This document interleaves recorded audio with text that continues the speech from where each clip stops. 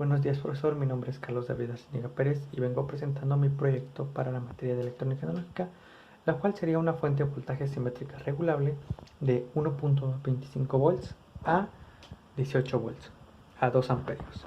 Y bueno, en términos generales tengo lo que es la conexión a la toma doméstica, lo que es el switch para encender o apagar la fuente, el fusible a 2 amperios, el transformador que va a hacer su función de reducir de la toma doméstica a lo que es un voltaje aceptable para el prototipo, y será de 127 volts a 24 volts a 2 amperios. Y bueno, me gustaría mostrar las mediciones en general de la parte de la toma de corriente, bueno, que sería la etapa de reducción o transformación.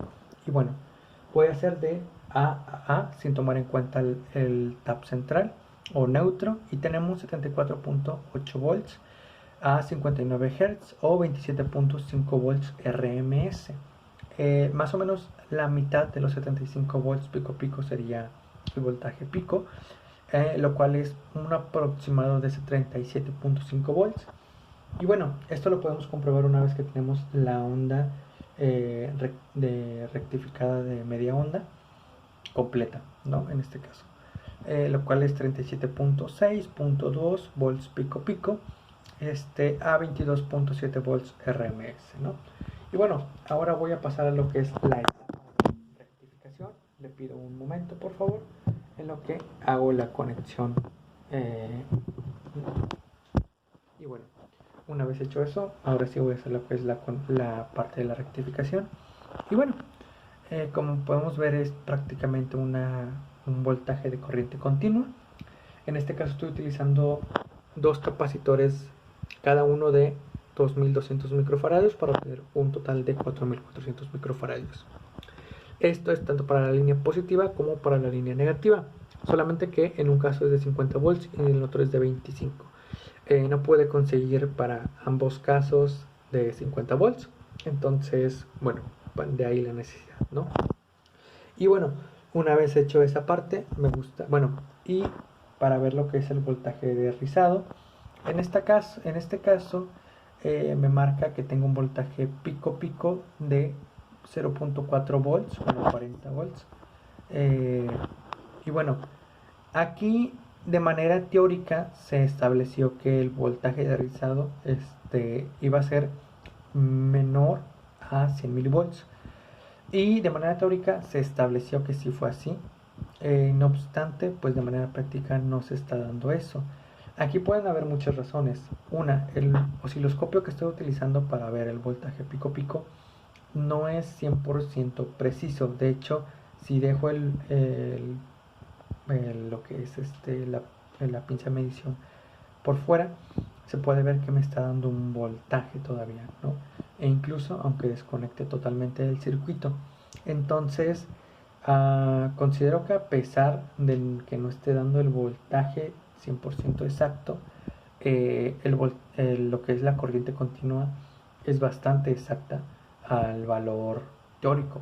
Entonces, bueno, se puede comprobar con aparatos más precisos, un osciloscopio de sobremesa más preciso, vaya redundancia, que el voltaje pico de rizado, es inferior a los 100 milivolts establecidos, ¿no? Pero para eso se ocuparía el equipo de laboratorio. Pero bueno, voy a pasar a lo que son las mediciones del voltaje variable. Primero voy a iniciar con lo que es el voltaje variable positivo, después pasaré a lo que es el voltaje variable negativo. Y bueno, para eso voy a pasar ya a lo que es el voltaje. Y bueno, aquí tengo lo que es el regulador y aquí es lo que tengo el transistor de paso. Y bueno, primero voy a iniciar con 1.26 volts, bastante cercano al 1.25 establecido, y vamos a empezar a variar. 2, 3, 4, 5, 6, 10, una disculpa, 10, 18, 19,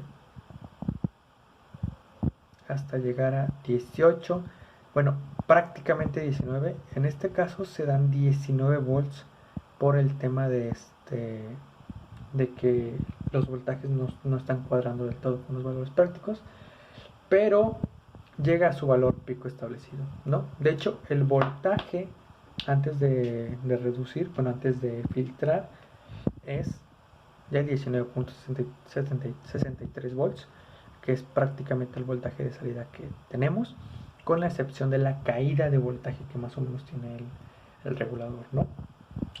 Voy a pasar a lo que es la parte negativa, la cual nos da lo siguiente. Un momento, hago la conexión. Y bueno, voy a iniciar igual con de 0, bueno, de lo mínimo, que es 1.27 volts, lo cual sigue siendo bastante cerca del 1.25. Bueno, 1.27, bueno, menos 1.27. Empezamos a subir. Bueno, demuestro que lo que es la pinza va al negativo, una pinza va al negativo y la otra está conectado a la toma de corriente negativa, bueno, de voltaje negativo, ¿no? Y estoy con las conexiones correctas. Vamos a hacer la subida de voltaje, que llega hasta 18.33 volts. Y bueno, bastante preciso, o sea, con un poco de diferencia del valor preestablecido, ¿no? Pero voy a hacer la prueba de la carga inductiva. Voy a empezar con el variable negativo. Y bueno, voy a utilizar este motor de corriente continua. Esa es la parte de la conexión. Para verificar todo estoy utilizando la misma donde está conectado el voltímetro. Y bueno, voy a pasar a hacer la conexión de la carga. Menos 4.95. .96, está variando 1 milivolt.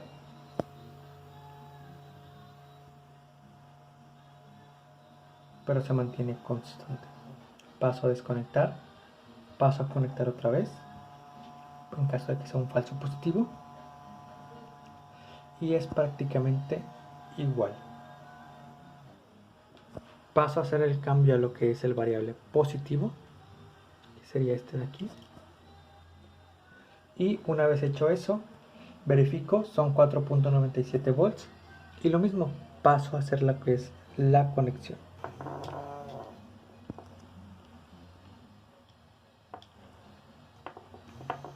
Ahora sí. 4.97 volts. Mantendré así hasta unos segundos más. Y paro y vuelvo a conectar en caso de que sea un falso positivo. Y se mantiene constante. Bueno, para finalizar voy a hacer lo que es la prueba de corriente. Empezaré haciendo la conexión para lo que es medir la corriente con el multímetro. Más o menos tiene un consumo de 0.2 amperes, 200 miliamperes. No tengo nada que consuma 2 amperes como para comprobar que puede suministrar los 2 amperios. Pero bueno, espero sea suficiente.